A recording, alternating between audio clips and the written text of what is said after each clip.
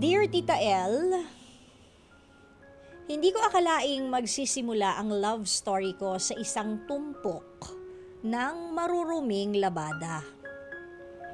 Ako nga po pala si Tan at nakilala ko si Kat sa isang self-service laundry shop. Ilang beses ko na siyang nakikita roon. Pareho yata kaming may pare-parehong labas schedule. Pero may isang bagay sa kanya na hindi ko po maipaliwanag. Parang may sariling gravity na humihila sa akin papalapit sa kanya. Dahil gusto ko siyang makilala, gumawa po ako ng paraan. Kapag may bakanting washing machine sa tabi niya, doon na rin ako naglalaba. Minsan, kahit alam ko na ang sagot sa mga bagay-bagay, nagtatanong pa rin ako para lang magkaroon kami ng kahit simpleng usapan. Hanggang sa naging natural na po ang lahat. Hindi na lang tungkol sa labahan ang usapan namin, Tita El. Napunta na po yan sa mga pangarap, paboritong pagkain at kung ano-anong maiisip ko para lang may mapag-uusapan kami. Maswerte pa ako dahil nagkataon na halos magkapareho kami ng labaday.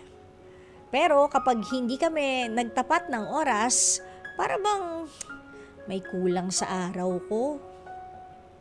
Hindi ako minsan makatulog sa kakaisip sa kanya at inaamin ko na may gusto ko sa kanya. Isang beses, napansin kong may panlalaking damit siyang nilalabhan. Pasimpleng tanong ko, damit ng boyfriend mo? Napangiti siya. Mukhang alam na niya kung saan papunta ang usapan. Sa kapatid ko to, sagot niya.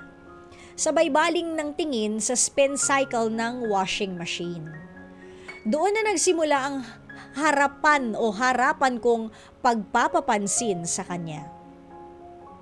Pero kahit naging komportable na kami sa isa't isa, hindi ko man lang nakuha ang number niya.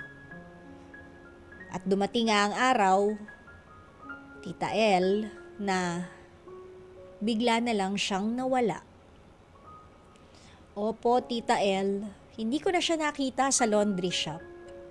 Ilang linggo ang lumipas pero wala pa rin. Sinubukan kong i-PM siya pero hindi ko na makita ang kanyang account. Deactivated na siya, Tita El.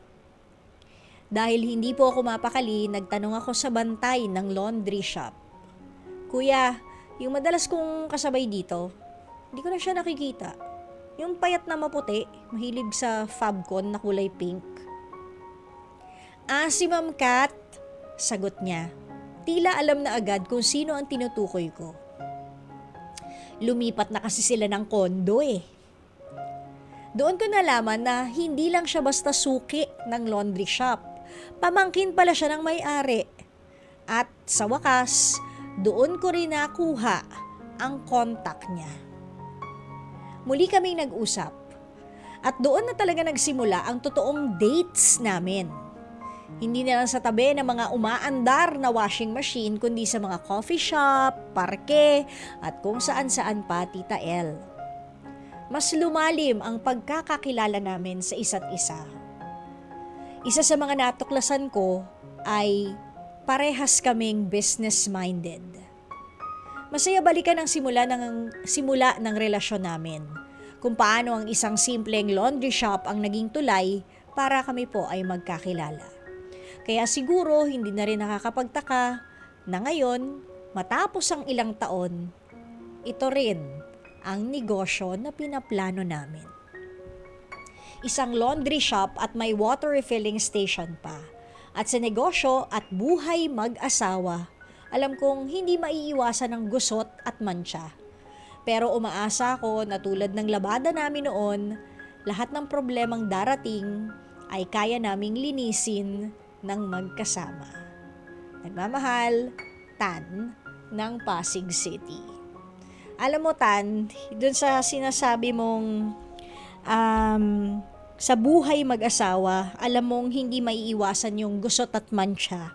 Pero umaasa ka nga na tulad ng labada nyo noon, lahat ng problemang darating, kaya nyong linisin. Samahan mo na ng mga problemang nagugusot-gusot, kaya nyong plansyahin yan. So next time, pag lumago na yung iniisip ninyong negosyo na laundry shop, samahan mo na ng steaming services para talagang mapaplansya pati ang mga problema at worries ninyo, di ba?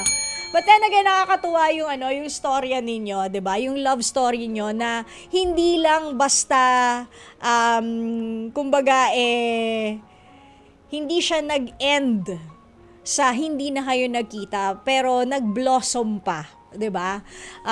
Into a relationship at ayan, married na kayo. So, good luck and sana pagpalain din yung inyong negosyo. Okay?